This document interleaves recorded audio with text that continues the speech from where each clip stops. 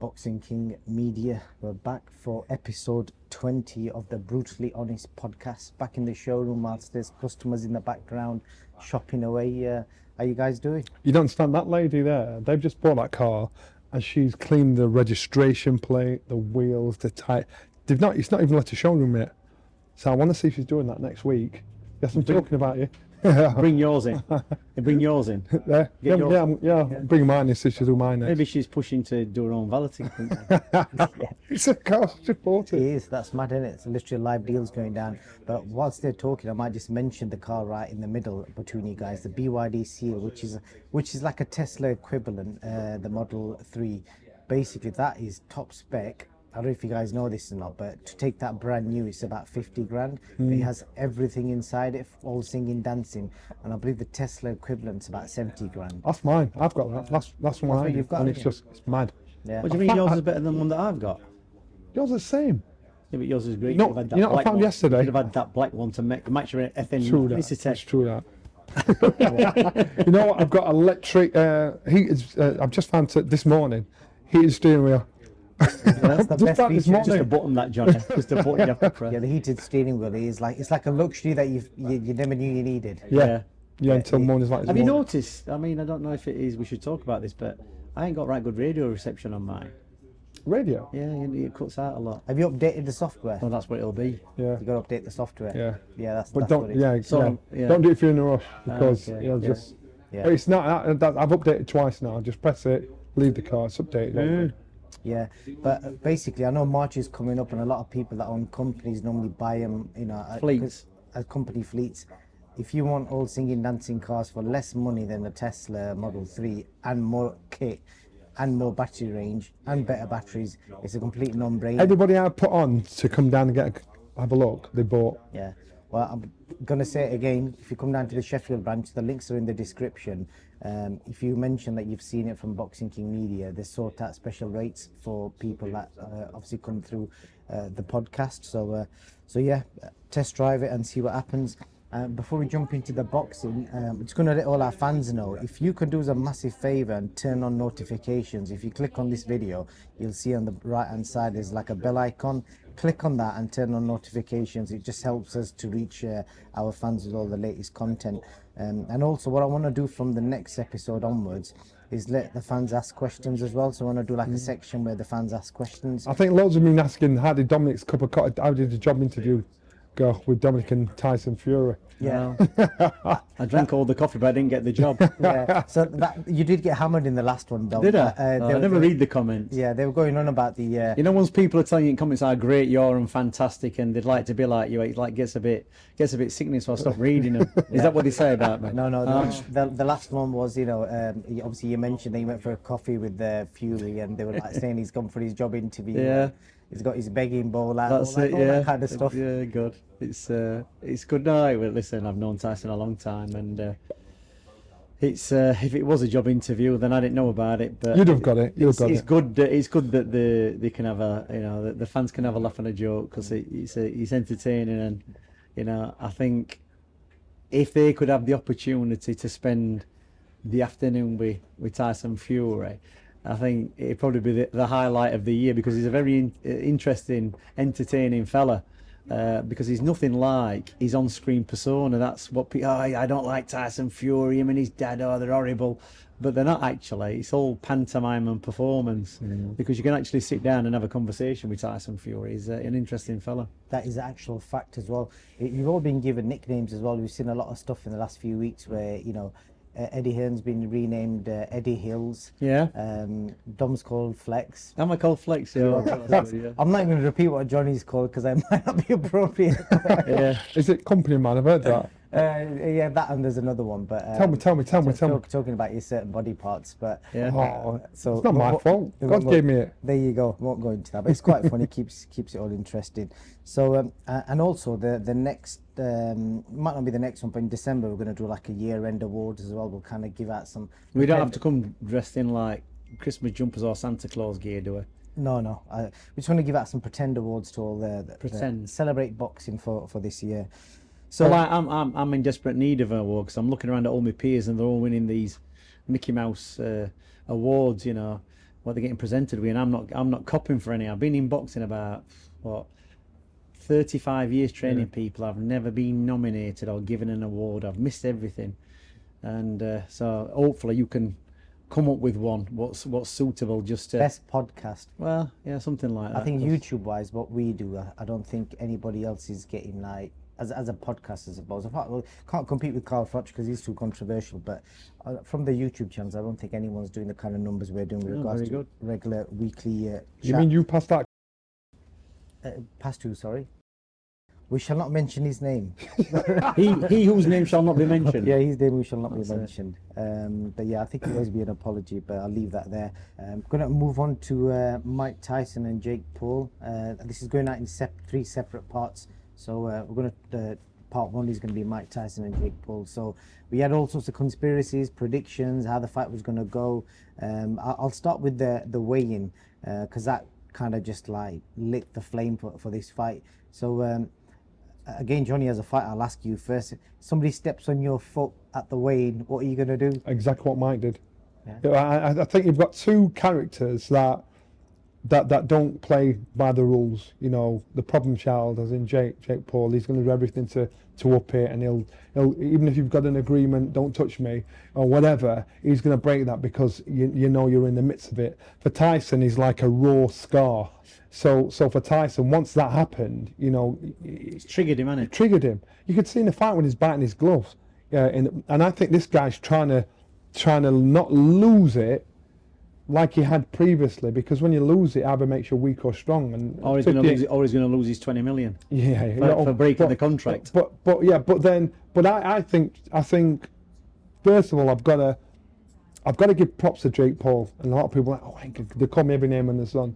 And the reason why I'm going to give him props is because he didn't take advantage of Mike when he could have done in the fight. Regardless of what you think, he could have like got himself a scalp, even though Mike was 58.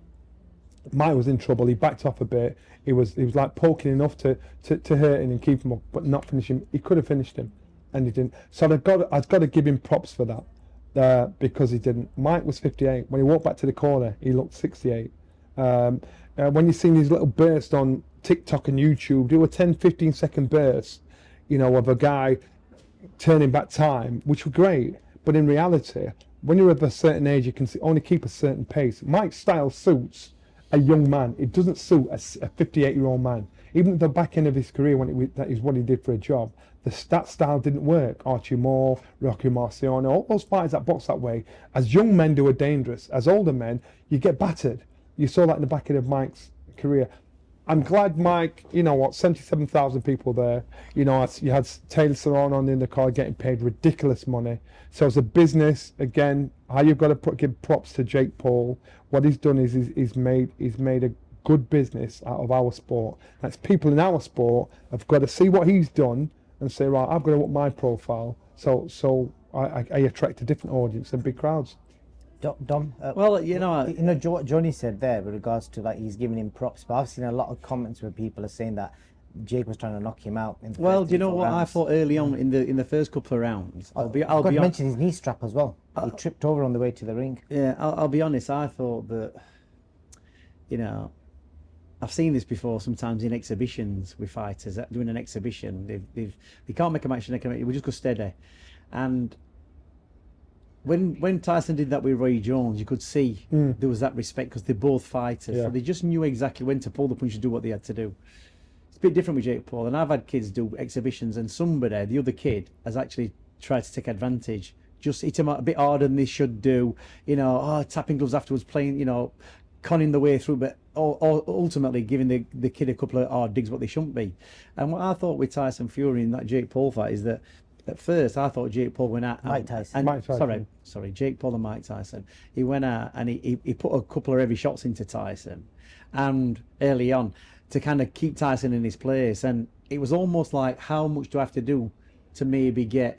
He just imagine this for a scenario. I don't think it would have happened, but you just imagine that Jake Paul had gone out, give him a couple of digs, and Tyson had fired up and knocked him out. what kind of money that would have generated. He'd have still got paid, Jake Paul, but he might have broke his contract because there might have been a no knockout clause in it, for argument's sake. So it's almost like you've got Tyson in there with his hands behind his back, kind of holding him back, but still winding him up to try and get to throw the shots off. But I thought Jake Paul put some heavy shots in, realised that Tyson could actually take him, and then kind of backed off and thought, well, I've had a dig for a couple of rounds here. I've made a bit of a show of it. I've hit him with like my best shots type of thing, and Tyson's not really showing any sign of flinching. I'll ease off now so that Tyson don't get worked up and start making a fight or lose his rag and be unpredictable. So he kind of, you know, when you see Tyson doing that fast pad work stuff, and people say, "No, this is what it looked like on pads." Yeah, he will do, because there's nobody throwing shots back. There's no Padman's not throwing shots at him. He's just hitting a target. But Jake Paul has got an half decent dig on him. So getting clipped with the shot, whether they're hard or not, it will. Tyson at the age he is and the damage he's had, it will give him a bit of a shake and probably a bit of a deja vu and a bit of like, "Oh, what's happened there?" But it won't be enough to stop him. So I think Jake Paul at first went out to like give it him a little bit and then ease back off him. And then say, "Oh, it was a great fight afterwards," and he's got credibility, hasn't he? Let's look at Mike Tyson, 58 years old. Look at what he did. Did 8 rounds. You know, he got through it. He went up there, and he could have either been publicly humiliated, regardless of what he was getting paid, regardless of what the deal was, if there was a deal. Nobody that's reached Mike Tyson's stature is going to want to get embarrassed. You know, even when people say to me, "Would you do that?" I think if I was in Mike Tyson's position, I'm not going to go in for the money. I'm going to go in because I'd do him. And Mike Tyson's style suits a young man. That would have been a different fight if that was me. A completely different fight. But at 58, you've not got the pace. So a little kid could outpace you. You know, you've got more knowledge and more wisdom than them. So, you know, stand close. We'll mix it. I'll show you what class is about. But when you've got somebody that's got youth on their side, you're always going to be chasing it. You've got to try and maintain a pace. And so for Mike, managing to do it for 8 rounds and get out there, getting himself a condition. Was it 8-3s or 8-2s? 8-2s it was. Getting himself into a situation. Good on him. You see, I saw Tony Bellew turning up, and obviously he's trying to get himself into that mix. I think he's been retired 6 years, Tony Bellew.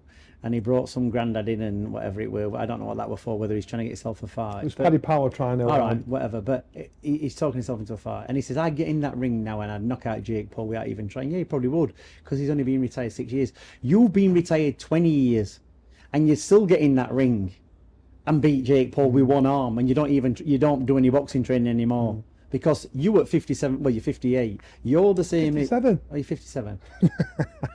You are 57. You're 57, same age as me. I'd beat Jake Paul, and that's not bragging. It's as simple as You that. said that last time. People are laughing at you. But well, all right, saying you lost the plot. but I'm not enough of a draw. If So- Mike Tyson couldn't beat him, how does Dominic Ingle beat him? because Mike Tyson is 50. He's actually, I think he's 59, isn't he? Okay, so are you saying you'd beat Mike Tyson? No, I'm not saying I'd beat Mike Tyson Stop. because the reason why I wouldn't beat Mike Tyson is because I'd never get in the ring with a faded, you know, heavyweight boxer who was fantastic in his day, and try and even, because you'd have to have a fight with him to keep him off. So the things with Tyson is that Tyson's not been in, he's probably not in good health. He's not lived the best life since he retired boxing. He was abusing alcohol, drugs and everything else when he was boxing, and he's done it since he's come out of boxing. I think it's well documented. I'm not, you know, causing controversy here. So his body is aged. He's got an old body for where he is, and even when he was in shape on the scales, yeah, he looks all right, but he don't look better than Johnny at 58, and he certainly don't look better than me at 58 physically. He doesn't. That's going to cause Right? controversy. He's probably not as fit as me, and he's not probably as fit as Johnny. Do you reckon he smokes a lot of the green stuff? Well, maybe he doesn't. Maybe that's to deal with, you know, post-traumatic stress disorder, probably from the life he's had and the career he's had. Because people don't understand. Even boxers who've had a great career have some kind of mental breakdown at the end, or at some point, or there's a manifestation of... 99% of it. I'll give you an example. 99% of it. Nazim Hamid. Look at the state of him, how he is. He's like a little barrel. He was the most vain kid in the world, 6-pack, looked $1 million. To walk around like that at 40 or 50 years old is like, there's got to be something wrong with you, right? He's in good physical Could shape. it not just be people just content? And It's not to do with content. It's I've seen this men- argument. because mentally they Because a can't. lot of boxers tell me that you spent a lifetime of training every day, and now you just don't want to do that. You're You not just wanna telling live a normal me when you've looked in great condition at one point in your life, and then you look in the mirror again at later stage in your life, and you look like a barrel. You look like the people that you think, oh my God, you're never going to be. It's all right. It's never all right. It just isn't. You've always got that part in your head thinking, I've been in better shape than that. I can't be the shape I was, but that's not good. You know, but if I'm being an ex-sportsman, it's very hard, and so it's just. I think Mike got himself in great condition. I think yeah, you're right. I think it's just a show.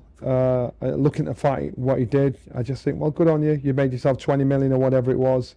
Where else is he going to make that kind of money at 58 years old? I'm sad because the majority of the public looked at this old man getting beaten up by Jake Paul. We know who Mike Tyson was and is, so therefore it's harder because you just think to yourself, come on man, we get lost in nostalgia, and a lot of people that don't know the game get lost in nostalgia thinking Mike Tyson. I'll give you an example. Amir Khan did the same thing to Barrera, but he didn't get 20 million for doing it, did he? And that's how you got to look at it. It's all to do with selling and selling to an audience. And Jake Paul's got an audience and he can sell. And the audience what's watching him is not a boxing audience. It's his fan base for what he is. And how is that any different to wrestling, to WWE wrestling? You know, with all the scripts and all the highlights. People love it and people actually believe it real. And maybe there's an amount of reality to it. But when you think about how boxing is and how vicious Mike Tyson was back in the day, to see that comparison now at 58, 59 years old, you know, it's not good, is it? It's not really done his reputation any harm at all, because his reputation really, when he turned around and did that interview and said, look, I'm sick of fighting now, I'm finished, I can't take the shots, I can't do what I used to do. That was kind of the closure of it. But you still got to respect everything he did from being 19, 20 years old to the time that he boxed, because, you know, it was exciting times. I used to get up to watch Mike Tyson fights. I don't do that with anybody. I used to get up and watch him. I met Mike Tyson. I watched him train, and he was devastating what he did at such a young age. And you have to keep that, you know, that period in your mind of what he was, and forget about the older version of him, because, you know, none of us are as good as his younger selves. You know, we try and keep to it as much as we can, but you know, he's had an hard life. He's been abused, he's been ripped off, he's been mismanaged, he's done all these things, and he's still around to tell the tale. So, you know, instead of saying it's a fix, whichever way it is, we don't know what his financial, his situation is. You know, from what you saw, he was on that fix bit. I'll ask both of you for a short answer on this. The way Jake was fighting in the first 2-3 rounds, there's highlights out there. He's landed a lot of heavy shots on Mike. He was 14-ounce gloves. Was he trying to knock him out, or were there genuine? I don't think it was a fix. I think Jake Paul showed. Not fix. I mean, like, was he trying to knock him out? No. I think, you know, at first, but then I thought Jake Paul backed off him. You know, he showed he had a heart to say, I can't do this to this man, and that's what. And he showed respect where respect was due. You know, that's why I don't think there was a fix in it. I just think, you know, this young kid, no matter how much of a dick you think he is, he showed some respect. Was it a fix, Dom? What do you think? I don't think the only thing I could say, and we don't know this, just like we don't know the ins and outs of Conor Benn's situation and what's gone off in that National Anti-Doping Panel, whatever the information in there is, it's all private, and only Conor Benn can release it. So it's same with Mike Tyson. There'll have been a contract in place there, and nobody knows what's in that contract, and they might have just been a no knockout rule. That's what they might have been. Which is, so what? You know, boxing is not just about knocking people out. Boxing is about for me personally, and there'll be people who go, what are you on about? Boxing is a skill and it's an art, and if you can control a man with very little effort and skill and ability without having to knock him out, that is to be commended, because it's a difficult skill. Anybody can throw a shot, a lucky shot, hit somebody when they're not looking. You've seen these knockouts when fighters have got the back turned to them, somebody's punched them up the front and knocked them out, or when Mayweather, you know, didn't touch the gloves and clipped the fella, and Ortiz and flattened him. You know, that's not clever, is it? But to be able to control another man physically with skill and ability, without actually having to knock them out and keep them there and make them submit in a very clever way, that's the art of boxing. That's my opinion. Going out with all alpha leather, trying to knock people out, you know, is not. I don't particularly think it's a skill. You know, you can be rough and tough and strong and do that, but the skill in boxing is to completely control somebody with your ability. I remember boxing and Buster Keaton. He loved to tear up. He was happy to put his head in your chest and let the shots go. We went out to France once and he boxed out in France. I had to go in his corner. I don't know where you lot were. And he said to me, one of them jobs when he weren't getting much money and we thought we were going to get knocked out, so we didn't want to turn up. Yeah, he set me with him. Yeah. So Kadazi weren't it or something? That's right. And Buster, I think I'd been sparring with a guy, Yeah. or I'd been in sparring camp with a guy a couple of weeks before, so we were mates. Anyway, I had to go in the corner with Buster. This guy thought I came to see his fight. I've got his opponent, and Buster said, I said, Buster, why do you fight like that? He said, because I find how you fight harder. You know, I don't have to think about it. I can just put my head down and let the shots go. He said, how you fight, I find it harder because you're thinking about what you're doing. And I thought it was a really weird way to look at things. But he didn't. He said, I don't have to think. Just put my head in your chest and let the shots go. He won. He ended up knocking a guy out. He weren't expected to win, was he? No, he wasn't. So I remember doing a boxing exhibition in Pontefract with a former rugby league player, and he had a bit of a reputation, a bit of a bad lad. I can't remember the guy's name, and he was a bit of a dirty player. I just looked at some videos of him. I saw him run up and hit someone from behind, and knock the fellow out on the pitch in the game. So it was a little. It was an exhibition. So they said, "Would you do it?" I said, "Yeah, I'll do it." I think he was like 10 years younger than me, and so when I went up there, he's there with a few ex-rugby friends and some bodybuilders. It was packed out, this place. It was a big deal where he lived in Pontefract.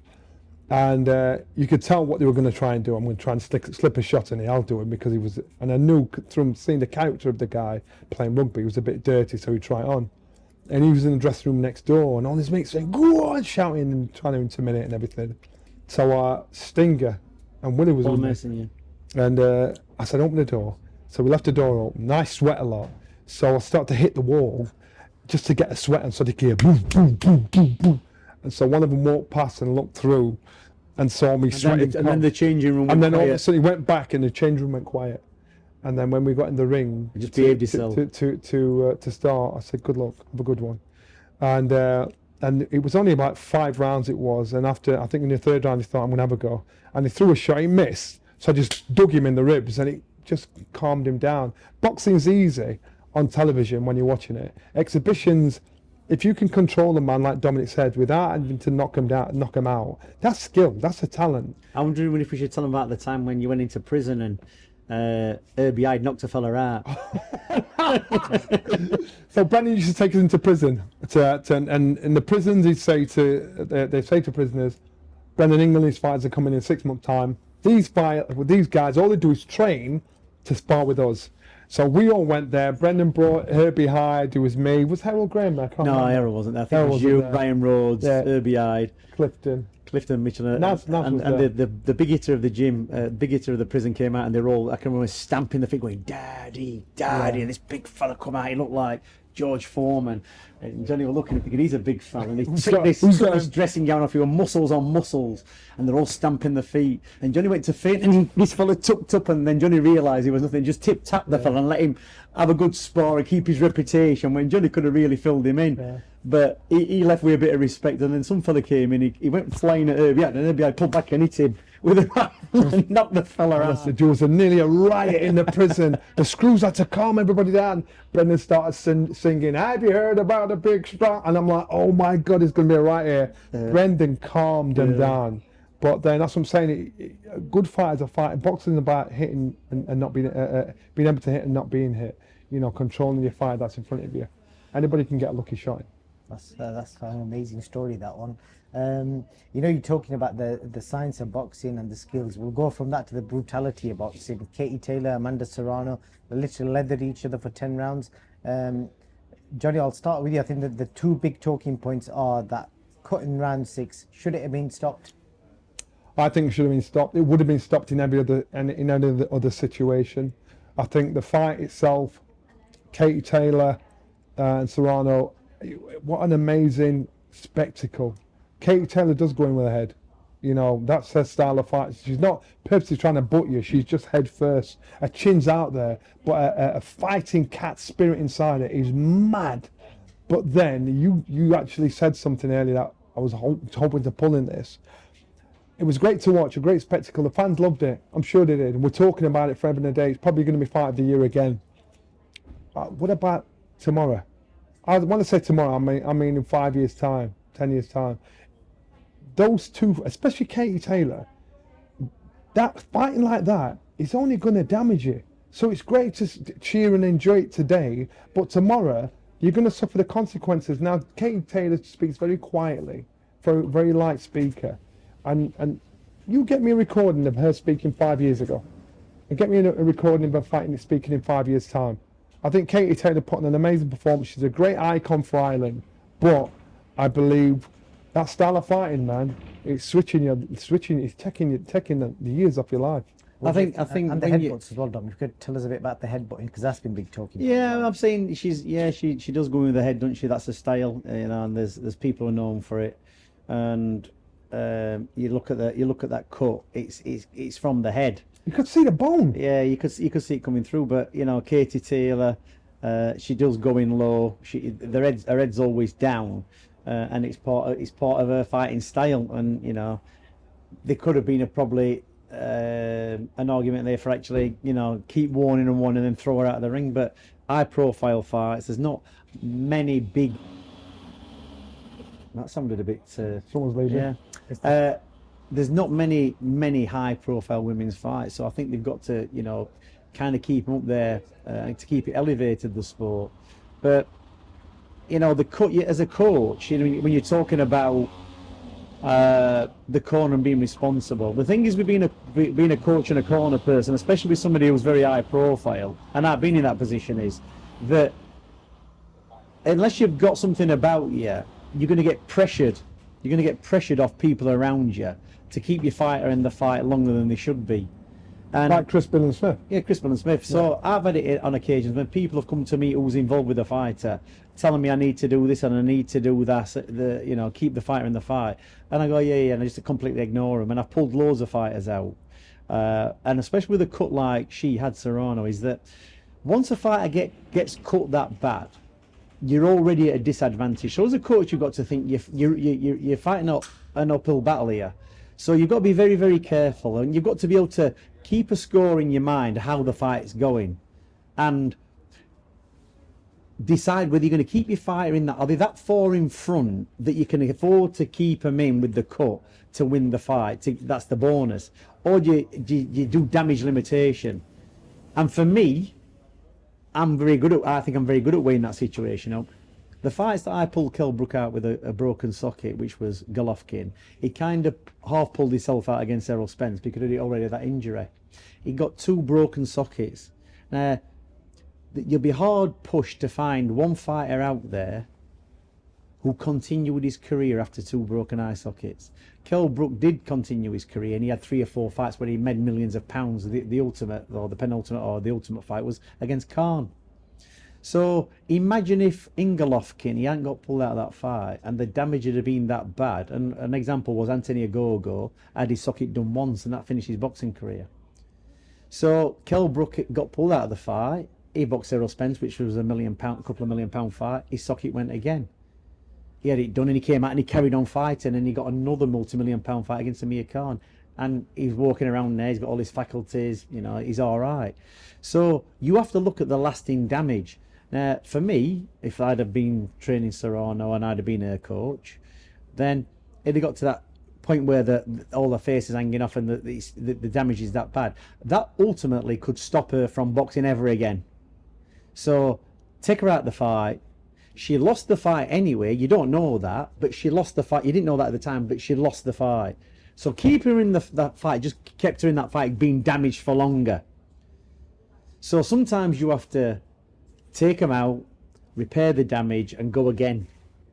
And you've got a better chance. Now, she might never fight again because of that. But there's too many coaches out there too scared because they might get sacked off the fighter for looking after the best interest. Mark Breland being the case with Deontay Wilder. When he pulled it, he got sacked. And after that, Deontay Wilder's career went like that, nosedive, because nobody were bothered about him as much as Mark Breland was, because Mark Breland was a fighter who actually got damaged in his career and had a good overview of how boxing were and had the fighter's best interest at heart, and the long view of being a retired fighter. So we're not going to let that happen to you. So that's how it is, and that's probably what's happened in that fight. So it was a close fight, but Katie Taylor will probably fight again. Serrano might not fight for a very, very long time. And like Johnny says, the long-term damage to those two fighters, as my dad would say, is in about 5 to 10 years' time, they'll both be blowing bubbles. That's what he used to say, and that's probably going to be the case. Yeah, you used that line a few times. And what we're saying about the Texas Commission, so they've allowed Jake Paul, Mike Tyson to go off, and obviously we saw that cut, which I think majority opinion Have is... they both been suspended now? Who? I saw in the news this morning, Jake Paul and Mike Tyson are both being suspended by the Texas Commission. I think that's like a usual, that's like, they do that all the time, I think, in America. Yeah, I don't know why they put that on Mike Tyson. I know Mike Tyson was calling out Logan Paul after the fight.